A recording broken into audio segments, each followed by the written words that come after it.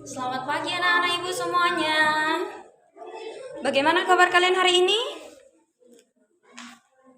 Iya, bagus. Ketua kelas, silakan dipimpin doanya.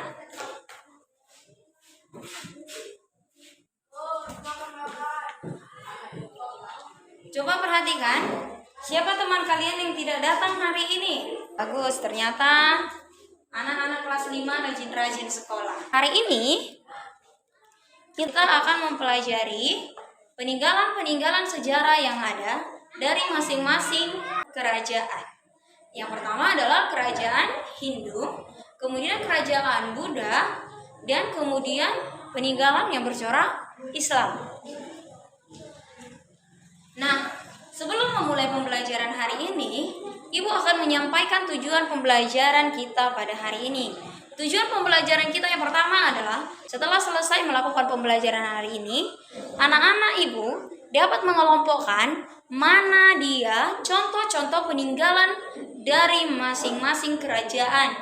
Contohnya dari kerajaan Hindu, kerajaan Buddha, dan dari bercorak Islam. Ya. Nah, oleh sebab itu, Ibu harap ketika mengikuti pembelajaran ini, anak-anak Ibu semuanya dapat mengikutinya dengan baik dan tidak ribut. Bisa kan? Baiklah. Yang pertama kita akan membahas mengenai Kerajaan Kutai. Kerajaan Kutai merupakan salah satu kerajaan Hindu tertua yang ada di Indonesia. Kerajaan Kutai berada di Kalimantan dan berdiri pada tahun 400 Masehi. Raja yang pertama adalah Raja Kundungga. Kemudian digantikan oleh Raja Aswawarman. Sementara raja yang terkenal adalah Raja Mulawarman. Raja Mulawarman adalah raja yang terkenal dari kerajaan Kutai. Dan kerajaan Kutai mencapai puncak kejayaannya pada masa pemerintahan Raja Mulawarman. Salah satu peninggalan sejarah yang paling dikenal dari kerajaan Kutai adalah Yupa. Yupa merupakan sebuah prasasti yang ditulis di atas batu dengan huruf Pallawa dan bahasa Sanskerta. Prasasti Yupa menceritakan tentang kebaikan atau kedermawanan dari seorang raja yang bernama Mulawarman.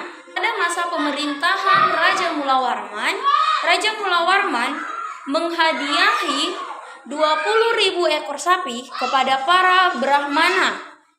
Sehingga dibuatlah sebuah prasasti untuk memperingati kebaikan dari Raja Mulawarman tersebut.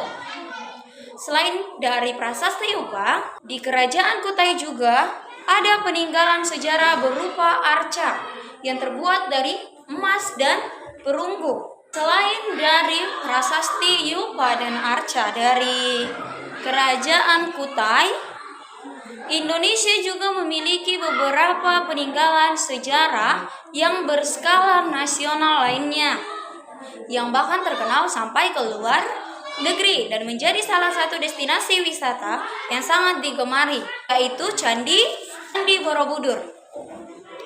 Candi Borobudur menjadi salah satu destinasi wisata yang ada di Magelang, Yogyakarta, dan menjadi salah satu tujuan utama umat yang beragama Buddha.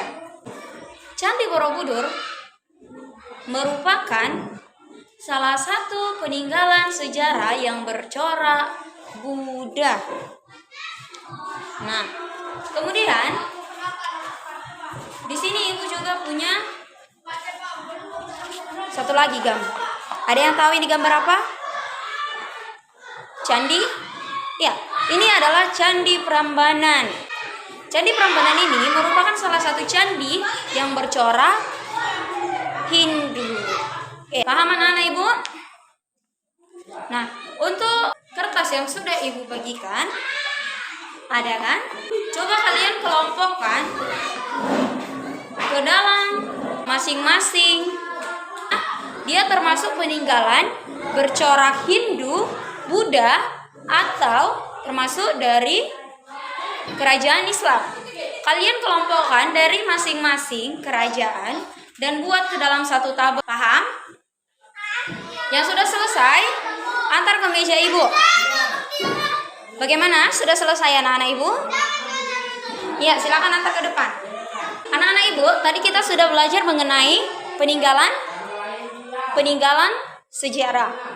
Tadi ada yang kita pelajari, yang pertama dari kerajaan Kutai. Kerajaan Kutai tadi merupakan kerajaan tertua di Indonesia yang bercorak Hindu. Kemudian tadi kita dari yang bercorak Buddha, kita ada membahas mengenai Candi Borobudur. Candi Borobudur ada di Magelang, Jawa Tengah. Oke, bagus.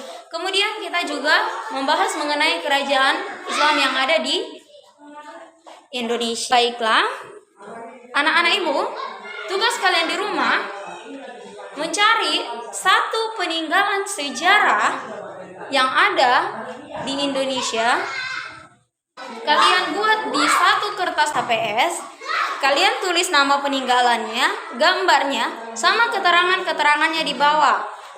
Contohnya dari kerajaan apa dia, nama raja yang paling terkenal. Nah, besok dikumpul. Ibu mau kalian kerjakannya secara berkelompok. Jadi satu kelompok mempresentasikan satu peninggalan sejarah. Paham? Anak-anak ibu, silakan dirapikan bukunya. Duduk yang rapi. Oke. Doa dimulai. Doa selesai. Ingat, kalau pulang langsung pulang, jangan lagi main-main di jalan. Besok kita sekolah kembali. Oke. Selamat siang anak-anak ibu.